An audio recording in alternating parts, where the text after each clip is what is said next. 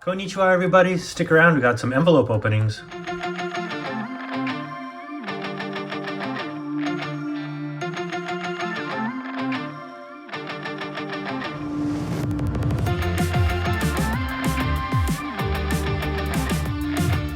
Hey, everybody. Thanks again for tuning in.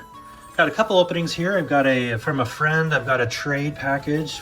Just a few Menko in there. I wanted to highlight some pretty cool ones, as he's been collecting other Menko and set aside a couple Sumo Menko for me. And then I've got an actual auction from Japan.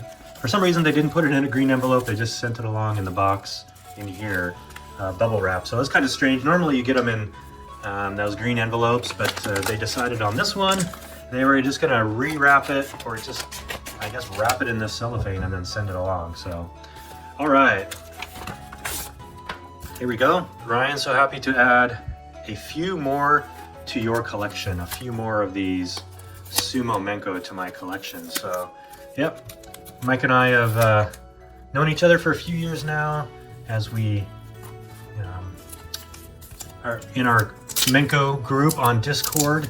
We're really trying to catalog baseball Menko, a few Sumo Menko, but not really, and then any non-sport Menko as well. So, Mike, appreciate you sending these along. Let's take a quick look. Now, these are all, here we go. These are all, not all, I guess. There's a 70s in here. I'll pull these out, and I got some BC series in here. And looks like I got some M series in here as well. So let me pull those out. All right. So I got Matsunobori. You can see here a little bit roached, but this set is really, really hard to find. So I'm happy to take any example that I can find here for this set, but Matsunobori. And I don't mind the damage there. Again, this will be a set filler until hopefully another one pops up in the future. But you can see the back here. Forget what exact set this is, but you can see the playing card on the left. You can see the 6-digit fighting number there in the middle. And then you can see here, looks like a tiger in a suit. Some other characters there. Here's a Hajime Yama. This is a BC series. You can see there the 6-digit fighting number, the dog. This is the Junichi 6 set, I forget which years, but 56, 57. I believe it's made by Maru-san. So, got a little bit of water damage, but don't mind that at all. These are hard to find, so definitely some set fillers there. This is really cool. This is Daigunbai 7, 6, 7, 8 set, something like that. You can see the winner stamp on this one, which is really, really cool. But at the top it says, "Who am I?" The idea is you would read this back to your friends, got where they're from, height, weight, and what stable or heya they're from.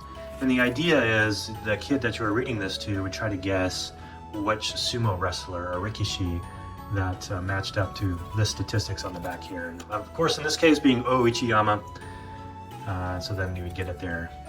So Hirosegawa, you can see clipped corners there, but don't have an example of this from this set. Nice little M series set from probably 52 or so, but definitely would be a nice little set filler.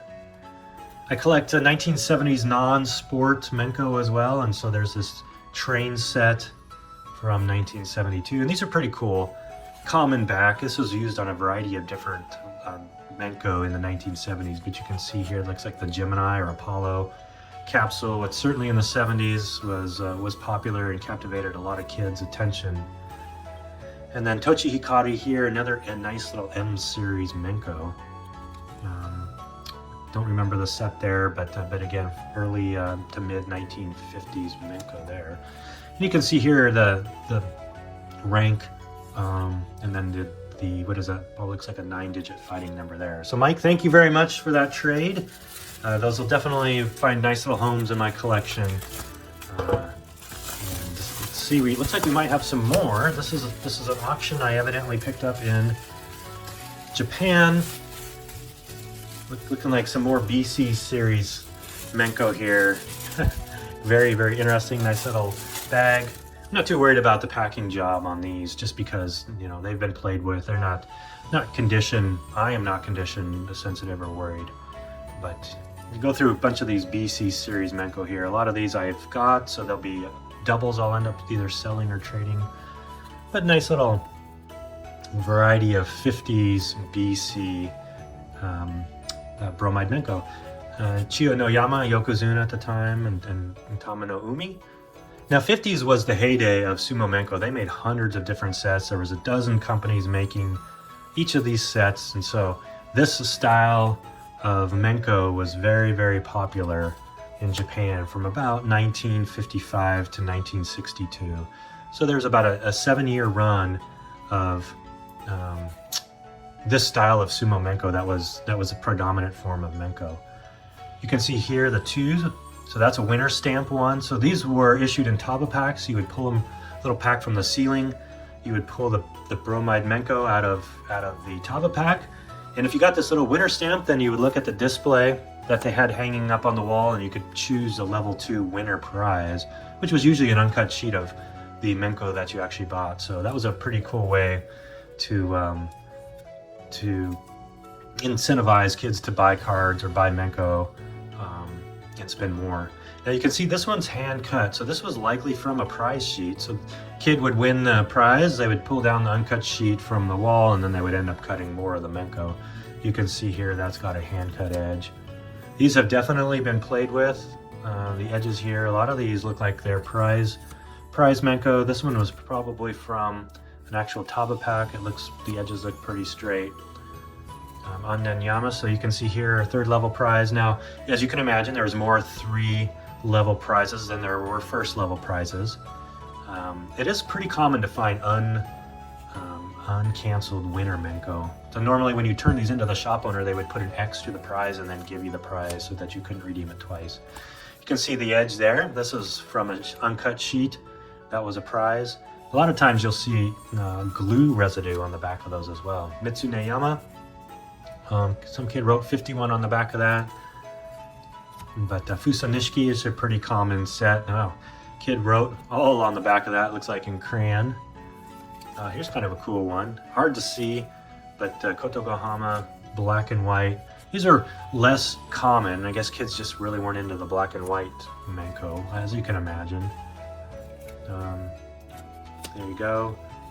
Again, just a nice little variety of BC series Menko. Now the edges on this one are a little bit short, so kid either trim this up after playing with it or cut this from a sheet. You can see this is the result of kids playing, were these rounded corners. You can see the creases. You can see oftentimes these pin marks where they stuck them up on the wall, or this one looks like probably staple marks. So kids love these, and that's probably a whole stack of some kids that he had in the 1950s. Let's see, Matsushita. Not sure what that is, either the kid's name or the name of the store that might have stamped that. Here's another winner stamp on this set. This is a pretty common set. This was a common one because you had so many varieties of the back. It was different color shades and just in different ways. There are different types that you could collect. Marusho, yeah, look at that one. Tochi Hikari, yeah, that one's pretty roached. But again, these were definitely played with in the 1950s, which I love. It's a nice little representation of that period in time. Tokitsuyama, nice little set there. Kita no Nara, nice. There's another Fusanishiki. Let's see, Wakamaida, there you go. And then kind of ending it with, this is a early 1960s Menko here. Not sure why it's blank, but I think what you do is you would read, let the kid know who the rikishi was on the front, and then you would actually try to fill in the back of all the information. So there you go. Nice little variety of both a trade from Mike, and then a bunch of BC series Menko from Yahoo Japan Auctions. All right, everybody. Thanks for tuning in. Sayonara. Bye.